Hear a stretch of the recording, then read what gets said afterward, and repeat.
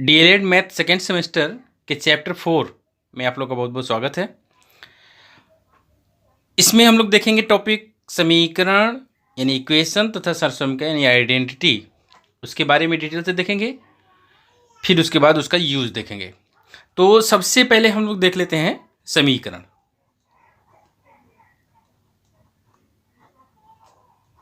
Equation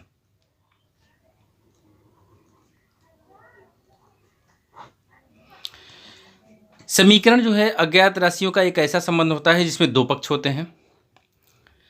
दोनों पक्ष आपस में बराबर नहीं होते हैं। दो पक्ष तो होते हैं लेकिन आपस में बराबर नहीं होते हैं। दो पक्ष हम इसलिए कर रहे हैं, अज्ञात राशियों का ऐसा संबंध जिसमें दो पक्ष होते हैं, दोनों पक्ष बराबर नहीं होते हैं। जैसे हम लोग ले लें दो पक्ष 3x + 4 = 2x + 3। ये देखिए, बराबर के इधर ए पक्ष और बराबर के उधर दूसरा पक्ष। ठीक है, दो पक्ष हो गए। और इसमें ये जो x है अज्ञात राशि है, या इसको चर राशि भी बोलते हैं। तो इस तरह का जो संबंध होता है इसी को समीकरण कहा जाता है। और समीकरण कई प्रकार के होते हैं। इनका अगर हम वर्गीकरण करें, वर्गीकरण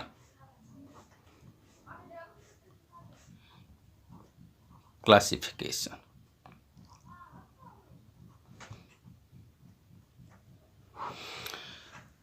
समीकरण का जो वर्गीकरण होता है उसके घात के आधार, जो चर राशि होती है या जो ज्ञात राशि होती है उसके घात के आधार पर ही हम समीकरण का वर्गीकरण करते हैं। अगर कहीं चर राशि का घात 1 है तो उसको हम एक घातीय समीकरण कहेंगे। तो पहला हमारा हो जाएगा एक घातीय समीकरण,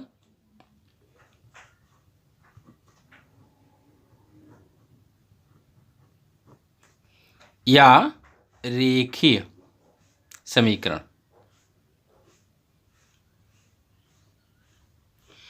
रेखीय समीकरण भी, इसको रेखीय समीकरण भी कहा जाता है। तो इसका उदाहरण तो यही हो गया।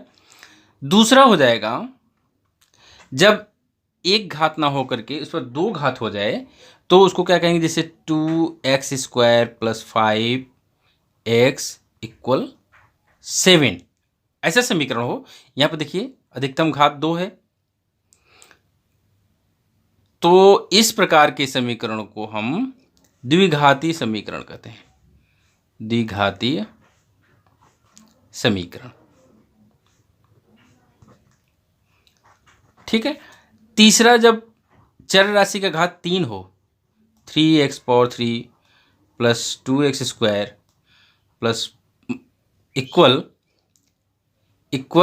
4x + 3। ऐसा है तो हम ये देख रहे हैं यहाँ पर अधिकतम घात 3 है तो इसको कहेंगे त्रिघातीय समीकरण। ठीक है। चौथा हो जाएगा जब घात n हो। एक जनरल समीकरण ले लें, जनरल घात का समीकरण ले लें, तो उसको हम कहेंगे जैसे ax⁴n + bxn-1 + cxn-2 = dxn-3। ऐसे करके है।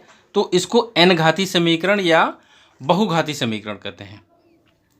n या बहुघातीय कहते हैं, लेकिन यह चूंकि घात n है, अधिकतम घात n है, तो चूंकि घात के नाम पर ही समीकरण का नाम पड़ा हुआ है तो इसको n घातीय समीकरण कहेंगे।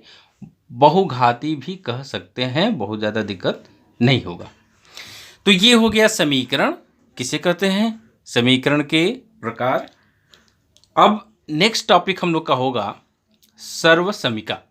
सर्वसमीका में क्या होता है कि चर राशियों का ऐसा संबंध जिसमें दोनों पक्ष बराबर होता है। अभी समीकरण में हम लोग क्या देखे, चर राशियों का ऐसा संबंध जिसमें दोनों पक्ष बराबर नहीं होते हैं। चर राशि यानी अज्ञात राशि का ऐसा संबंध जिसमें दोनों पक्ष बराबर नहीं होते। जबकि सर्वसमीका में क्या होता है, चर राशियों का ही संबंध होता है, दो पक्ष होता है लेकिन दोनों पक्ष इस बार बराबर होंगे। यहाँ पर मैं थोड़ा सा लिख देता हूँ। अब ये हो गया, जैसे चर राशियों का ऐसा संबंध जिसमें दोनों पक्ष बराबर हों उन्हें सर्वसमीका कहते हैं। ठीक है, उदाहरण में ले लेते हैं, जैसे 5x प्लस 2 इक्वल क्या हो जाएगा, इसमें हम कर सकते हैं 3x प्लस 2 प्लस 2x। अगर इसको देखेंगे तो ये देखिए दोनों पक्ष, यहाँ 5x है ना, यहाँ 2 है, तो 2 तो है, इनको जोड़ देंगे तो 5x मिल जाएगा।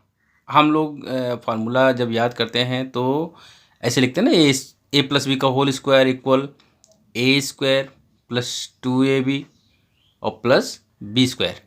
ये एक सर्वसमीका होता है, a cube plus b cube equal a plus b a square minus a b plus b square, ये भी सर्वसमीका है। तो ये हम लोग जैसे जितने फार्मूले याद करते हैं ना, जिसका मान निकालना होता है बराबर दे करके उसको लिखते हैं, तो ये सर्वसमीका होता है। और भी एक एग्जाम्पल ले लेते हैं, जैसे a प्लस बी का होल स्क्वायर लिखना होता है तो हम लोग क्या करते हैं, a माइनस बी का होल स्क्वायर प्लस 4ab इसे लिखते हैं। चर राशि में जो चर राशि होती है उसके प्रत्येक मान के लिए समीकरण संतुष्ट करता है। और इसमें क्या होता है कि चर राशि का मान रखेंगे तो दोनों पक्ष बराबर आते हैं। दोनों पक्ष क्या होते हैं, जैसे a का मान हम कुछ रखते हैं, a बराबर 1 b बराबर 2 है ना, तो इधर देखिए 1 प्लस 2 का होल स्क्वायर इक्वल यहाँ पर हो जाएगा 1 माइनस 2 का whole square plus 4 into 1 into 2, A B का मान रख दिए। यहाँ हो गया 3 स्क्वायर इक्वल 1 माइनस 2 यानी माइनस 1 का होल स्क्वायर प्लस 4 दूना 8, ठीक है। उसके बाद 3 स्क्वायर 9 और माइनस 1 का स्क्वायर करेंगे तो प्लस 1 और प्लस 8, और इसको जोड़ देंगे तो 9 यानी कि 9 इक्वल 9 हो जाएगा, ठीक है। दोनों पक्ष बराबर हो गए ए और बी के प्रत्येक मान के लिए। हमने एक मान ले लिया, कोई भी मान आप ले लीजिए, सबके लिए दोनों पक्ष बराबर होंगे। अब आइए इसमें देखते हैं अगला टॉपिक, लीनियर इक्वेशन, रेखीय समीकरण। समीकरण चर राशियों का ऐसा संबंध जिसमें दोनों पक्ष बराबर नहीं होते, दो पक्ष होते हैं लेकिन बराबर नहीं होते हैं। अब उन समीकरणों में अगर कहीं चर राशि का घात 1 हो, चर राशि का घात 1 हो, तो उस प्रकार का जो समीकरण बनता है उसको हम लीनियर इक्वेशन या रेखीय समीकरण कहते हैं। चर राशि का घात 1 हो, जैसे 5x प्लस 3 इक्वल 2x। ये देखिए ये पक्ष बराबर नहीं है, दो पक्ष हैं लेकिन दोनों पक्ष बराबर नहीं है। लेकिन यहाँ पर चर राशि का घात 1 है तो इसको हम कहेंगे रेखीय समीकरण,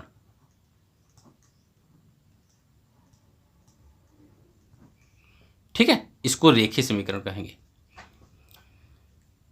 जब भी समीकरण की पहचान करनी हो तो सबसे पहले हम उस समीकरण के चर राशि का अधिकतम घात देखते हैं।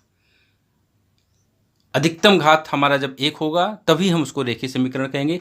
उस समीकरण के बीच में कहीं पर भी किसी भी चर का, और जैसे चर तो एक ही होगा क्योंकि ये जो टॉपिक है, जो सिलेबस है, उसमें रेखीय समीकरण एक ही चर में दिया हुआ है, तो उस एक चर का घात 1 होना चाहिए, ठीक है, तभी हम उसको रेखीय समीकरण कहते हैं। और भी बहुत से एग्जाम्पल हो सकते हैं, जैसे एक्स स्क्वायर को अंडर रूट में ले लीजिए plus 5x equal 9x square under root plus 16x square plus 7। ये देखिए ये कौन सा समीकरण है, अंडर रूट वगैरह में है, तो इसको पहले हल कर लीजिए एक बार। एक्स स्क्वायर का वर्गमूल निकालेंगे तो मिलेगा x plus 5x equal 9x² का वर्गमूल निकालेंगे तो मिलेगा 3x, प्लस 16x² का निकालेंगे तो मिलेगा 4x। माइनस को छोड़ देते हैं, इसका वर्गमूल तो है प्लस माइनस आएगा ना, तो हम प्लस ले रहे हैं। ये हो गया 7।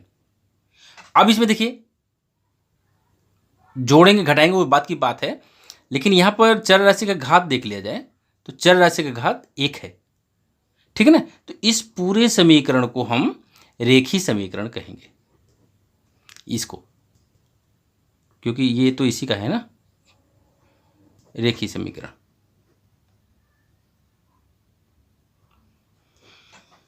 ठीक, तो ये हो गया रेखीय समीकरण। तो अभी हम लोग पढ़ लिए समीकरण, समीकरण के प्रकार या वर्गीकरण कर दिए थे। फिर उसके बाद सर्वसंख्या पढ़ लिया हम लोग। उसके बाद रेखीय समीकरण, स्पेशली एक रेखीय समीकरण का टॉपिक है, तो रेखीय समीकरण भी हम लोग देख लिए।